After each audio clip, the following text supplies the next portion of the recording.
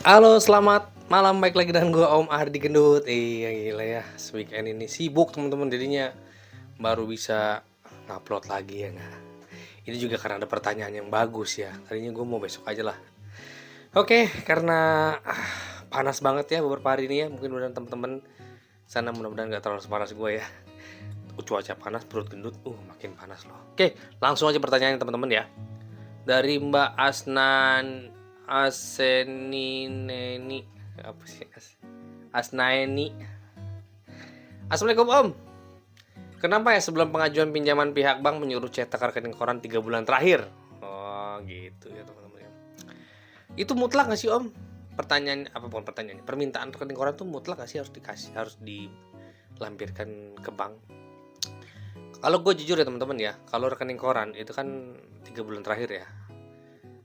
Kalau tergantung kreditnya, tergantung jenis usaha ya teman-teman ya. Jadi gini, kalau usahanya kayak online, pedagang online, usahanya kayak kontraktor, usahanya kalau apa ya, usaha besar. Nah, yang kira-kira rekening koran ini aktif, gue lihat, oh ini sih usaha kayak gini sih, sembako gini, kelontong gini sih, ini pasti bayarannya terima terima keluar masuknya rekening korannya pasti aktif, harusnya pasti gue mintain. Tapi kalau kayak rumah makan, terus skala usahanya juga kecil, misalkan kreditnya juga ngajukan juga cuma 10 juta, terus 20 juta, biasanya gue sih nggak minta banget ya.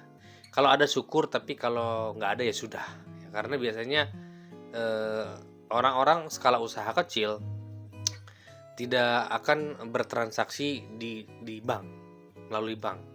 Biasanya mereka mainnya cash-cashan aja. Paling gue minta, bu, ibu punya kas berapa sih, coba liatin ke saya foto, mintain apa nih pak uangnya. Biasanya orang-orang skala usaha kecil jarang menabung atau bertransaksi di bank. Jadi pendekatannya gue dua hal kalau gue ya, mewajibkan rekening koran atau tidak ya. Kalau yang wajib, gue pasti yang usahanya kira-kira besar. Sembako pun kalau usahanya besar pasti dia aktif rekening korannya. Kenapa? Dia pasti jual apa, jual belinya ya, membeli ke supplier, pasti kemungkinan besar dia melalui bank ya. Misalkan dia pembelian misalkan rokok, sekali beli 200 juta, iyakah kali dia eh, bawa cash gitu, nggak mungkin kan ya. Atau dia beli beras, misalkan sekali beli beras 50 juta, pasti transfer ya nggak. Nah kalau pedagang eceran skala kecil beda lagi, pasti dia beli ke suppliernya cash. Saya beli 10 juta masih bisa dia bawa cash ya nggak.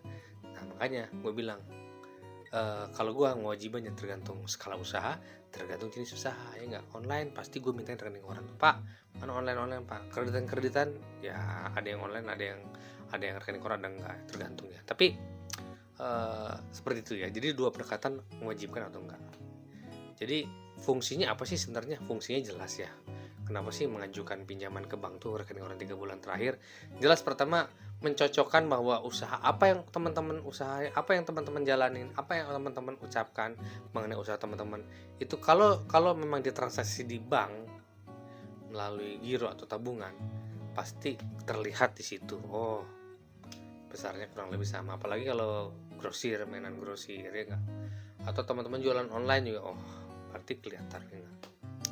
Fungsinya itu lebih ke verifikasi, bener nggak sih skala usaha yang teman-teman bilang itu memang sebesar apa yang kenyataannya gitu ya.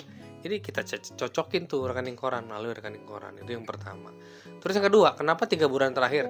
Itu lebih ke melihat bahwa usaha teman-teman 3 bulan terakhir seperti apa, akhir-akhir ini seperti apa, naik enggak ya enggak, turun enggak, kan terlihat dari situ. Kalau teman-teman bilangnya, oh usaha saya naik om, harusnya tergambar di rekening koran itu, harusnya ya enggak. Terus yang terakhir adalah yang paling penting adalah kejujuran teman-teman ya enggak. Itu gua kadang-kadang kalau eh, misalkan pak saya transaksinya di bank BRI ya kan, supplier saya ini setiap akhir bulan saya bayar pasti ke supplier saya gitu misalkan. Kelihatan nggak bener nggak yang diomongin dia kan, bener nggak dia bayar supplier ya nggak, bener nggak dia kirim uang ke supplier dia. Nah seperti itu untuk mengetes kejujuran dia itu. Jadi Jadi hal seperti itu memang akan tergambar. Dulu waktu awal-awal, halo sayang, anak gua. Dulu waktu awal-awal gua jadi analis kredit, gua nggak terlalu paham fungsi rekening koran tuh apa ya. Tapi setelah gua akhirnya banyak meriksa kredit, banyak mengusulkan kredit, baru paham oh ternyata usaha orang itu salah satunya tergambar melalui rekening koran. Nah, makanya eh, sekali lagi, wajib atau enggaknya tergantung seurgent apa usaha teman-teman menggunakan bank, ya enggak. Kalau gue pikir-pikir, masa tukang sayur misalkan di pasar transaksi lewat rekening koran, kan kita juga logika juga masuk, ya enggak. Jadi gue nggak ngewajibin. Kalau ada ya syukur, ya enggak, tapi kalau nggak ada ya enggak ini, gitu ya teman-teman ya. Itu sih teman-teman ya, paling untuk sebelumnya yang gue bilang, kenapa bank menyuruh rekening koran ya untuk ada yang mau konten ya, untuk mengecek, ya nggak, mengecek pertumbuhan, mengecek keaslian usaha teman-teman, ya nggak, mengecek kejujuran teman-teman. Banyak sih ya fungsi rekening koran itu ya. Apalagi teman-teman, ini kan kita bilang oke lah kredit usaha, tapi rekening koran tuh yang paling penting kalau menurut gue ya, itu kredit-kredit khusus konsumer sih kalau menurut gue ya, yang buat pegawai, ya nggak. Tadi gue tanya istri gue dulu waktu ngasih kredit pegawai, kamu cetak rekening koran nggak? Enggak katanya. Karena gini, kalau kredit konsumer pegawai, beli mobil kah atau KTA, nggak DSK atau apa, kalau menurut gua cetak rekening koran tuh wajib kalau kalau kalau pegawai ya. Karena apa? Gue pengen lihat itu slip gaji yang dia kasih sama uang yang masuk ke rekening dia sama nggak. Itu salah satunya yang cocokin itu loh kalau gua ya. Nah, makanya tadi gue tanya ke istri gue, enggak kok, aku nggak pernah mintain rekening koran. Dengan aneh juga.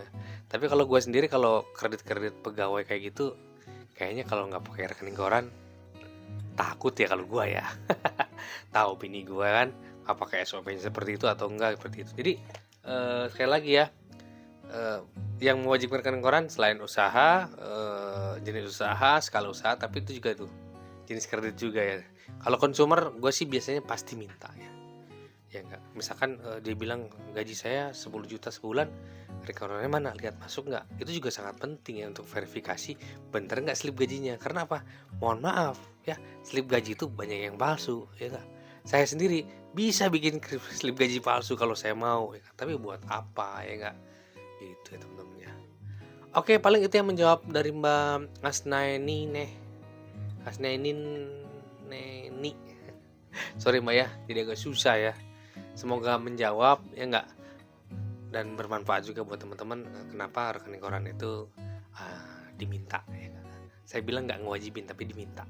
Kalau ada syukur, kalau enggak ya nggak masalah. Tergantung skala usaha, tergantung jenis usaha, dan tergantung jenis kreditnya. Oke, sampai ketemu lagi di video gue selanjutnya. Thank you.